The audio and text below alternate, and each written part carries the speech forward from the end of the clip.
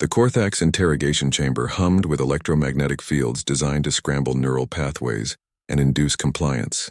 Commander Zethkar watched through the reinforced viewing panel as the human prisoner sat motionless in the restraint chair, his breathing steady despite 3 days of continuous psychological conditioning.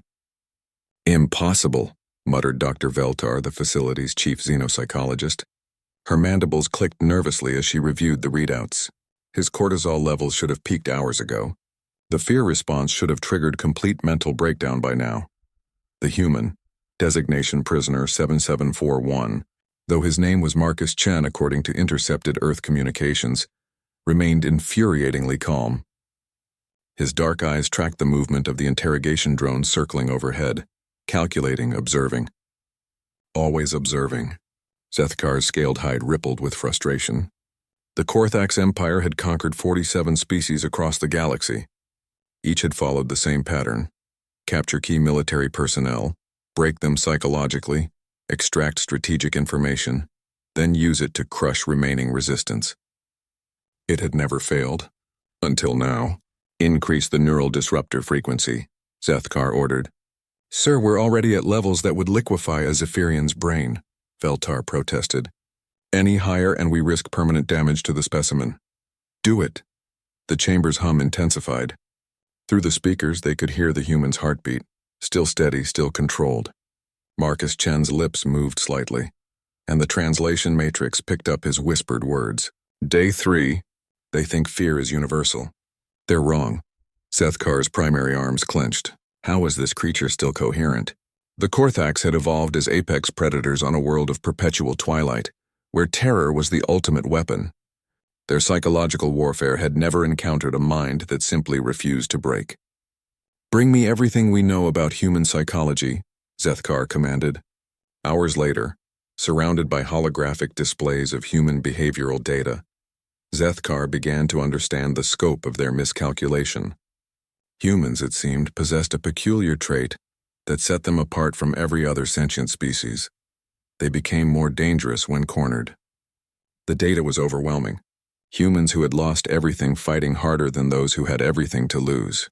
Prisoners of war who had endured years of torture without breaking. Ordinary civilians who had stared down extinction events and laughed. The Korthax had captured what they thought was prey, but they had actually caged a predator. "Sir," Veltar interrupted, her voice tight with concern. "The prisoner is singing." Through the chamber's audio feed came a low, haunting melody. Marcus Chen's voice carried a strength that seemed to resonate through the metal walls themselves. Other prisoners throughout the facility, captives from a dozen different worlds, began to stir in their cells. The song was in an ancient human language called English, and the translation made Zethkar's blood run cold. "We shall overcome, we shall overcome. We shall overcome someday." "Cut the audio feed," Zethkar snapped, but it was too late. The melody had somehow propagated through the facility's ventilation system, carrying to every cell block. Prisoners who had been broken days ago were now standing, their heads raised, their spirits kindling with something the Korthax had never seen: hope. Dr. Veltar's readings spiked. "Sir, the biometric scanners are detecting coordinated increases in serotonin and dopamine levels throughout the facility. The other prisoners, they're recovering from their conditioning." Zethkar watched in growing horror as Marcus Chen rose from his restraint chair.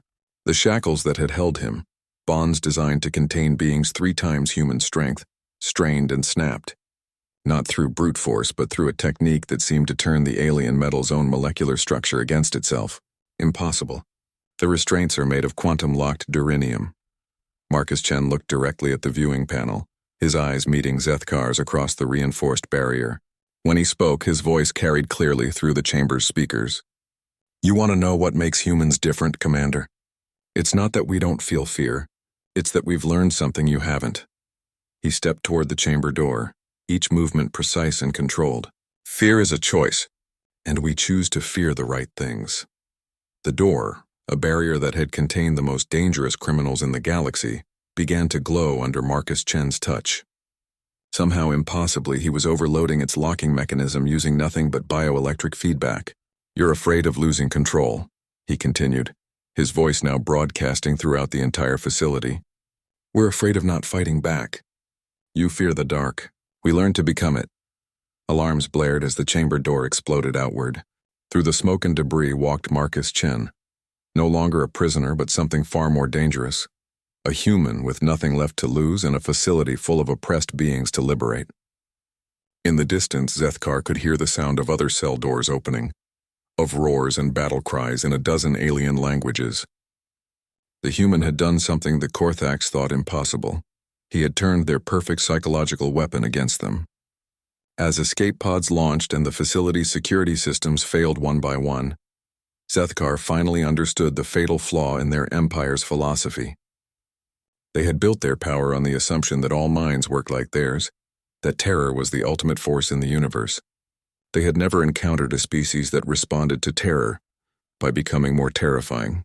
Marcus Chen's voice echoed through the collapsing facility one final time. "Tell your empire something for me. Humanity doesn't break, we adapt, and we never, ever forget."